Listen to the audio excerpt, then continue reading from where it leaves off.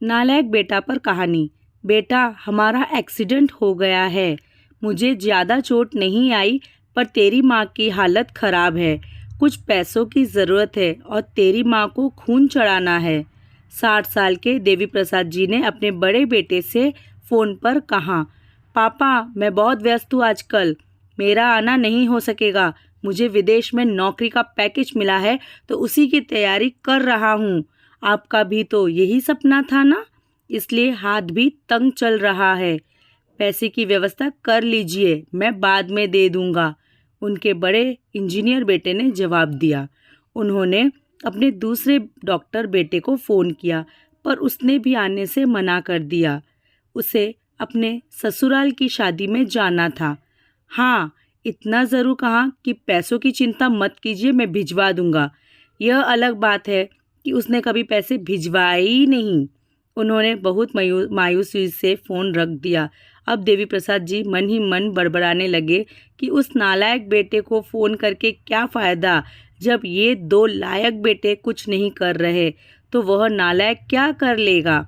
उन्होंने सोचा और बोझिल कदमों से अस्पताल में पत्नी के पास पहुंचा और देर हो गया। पुरानी बातें याद आने लगी। देवी प्रसाद राय जी स्कूल में शिक्षक थे।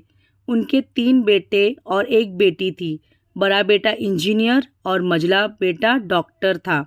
दोनों की शादी बड़े घराने में हुई थी। दोनों अपनी पत्नियों के साथ अलग अलग शहरों में रहते थे। बेटी की शादी भी उन्होंने खूब धूमधाम से की थी। सबसे छोटा बेटा पढ़ाई में ध्यान नहीं लगा पाया था। 12वीं के बाद उसने पढ़ाई छोड़ दी और घर में ही रहने लगा। कहता था, मुझे नौकरी नहीं करनी, अपने माता पिता की सेवा करनी है। पर मास्टर साहब उससे बहुत नाराज़ रहते थे। उन्होंने उसका नाम नालायक रख दिया।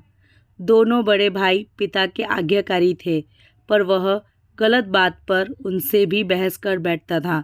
इसलिए देवी प्रसाद जी उसे पसंद नहीं करते थे। जब देवी प्रसाद जी रिटायर हुए तो जमा पूंजी कुछ भी नहीं थी। सारी बचत दोनों बेटों की उच्च शिक्षा और बेटी की शादी में खर्च हो गई थी। शहर में एक घर और गांव में थोड़ी ज़मीन थी। घर का खर्च उनके पेंशन से ही चल रहा था। देवी प्रसाद जी को जब लगा कि उनका छोटा बेटा सुधरने वाला ही नहीं, तो उन्होंने बंटवारा कर दिया और उसके हिस्से की ज़मीन उसे देकर उसे गांव में ही रहने भेज दिया। हालांकि वह जाना नहीं चाहता था, पर पिता के जिद के आगे झुक गया और गांव में ही झोपड़ी बनाकर रहने लगा। देवी प्रसाद जी सबसे अपने दोनों होनहार और लायक बेटों की बड़ाई किया करते थे। उनका सीना गर्व से चौड़ा हो जाता था, पर उस नालायक का नाम भी नहीं लेते थे। 2 दिन पहले दोनों पति पत्नी का एक्सीडेंट हो गया था। वह अपनी पत्नी के साथ सरकारी अस्पताल में भर्ती हुए थे। डॉक्टर ने उनकी पत्नी का ऑपरेशन करने को कहा था। पापा, पापा, आवाज़ सुनकर देवी प्रसाद जी मुड़कर देखा तो सामने वही नालायक बेटा खड़ा था। उन्होंने गुस्से से मुंह फेर लिया, पर उसने पापा के पैर छुए और रोते हुए बोला, पापा, आपने इस नालायक को क्यों नहीं बताया? पर मैंने भी आप लोगों पर जासूस छोड़ रखे थे। खबर मिलते ही भागा आया हूँ। पापा के विरोध के बावजूद उसने उनको एक बड़े से अस्पताल में भर्ती कराया। माँ का ऑपरेशन कराया, अपना खून दिया, दिन रात उनकी सेवा में लगा रहता। फिर एक दिन वह गायब हो गया। वह उसके बारे में फिर बुरा सोचने लगे थे कि तीसरे दिन वह वापस आ गया। महीने भर में ही माँ एकदम भली चंगी हो गई।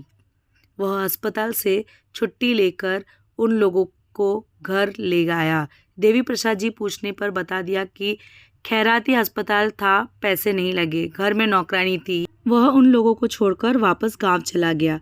धीरे धीरे सब कुछ सामान्य हो गया। एक दिन यूं कि उनके मन में आया कि उस नालायक की खबर ली जाए। दोनों जब गांव के खेत पर पहुंचे तो झोपड़ी में ताला देखकर चौंके। उनके खेत में काम कर रहे आदमी से पूछा तो उनसे कहा, यह खेत अब मेरे है क्या?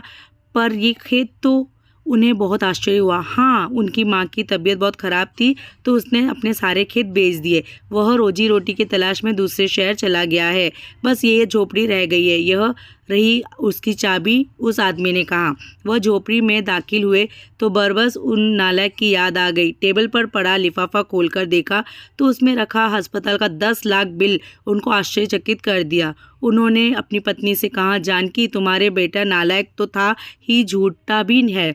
अचानक उनकी आंखों से आंसू गिरने लगे और वह जोर से चिल्लाया, तू कहाँ चला गया नालायक? अपने पापा को छोड़कर एक बार वापस आ जा, फिर मैं तुझे कहीं नहीं जाने दूंगा। उनकी पत्नी की आंखों से आंसू गिर रहे थे और देवी प्रसाद जी को बस इंतज़ार था अपने नालायक बेटे को अपने गले लगाने का। सचमुच बहुत नालायक था वह। धन्यवाद दोस्तों।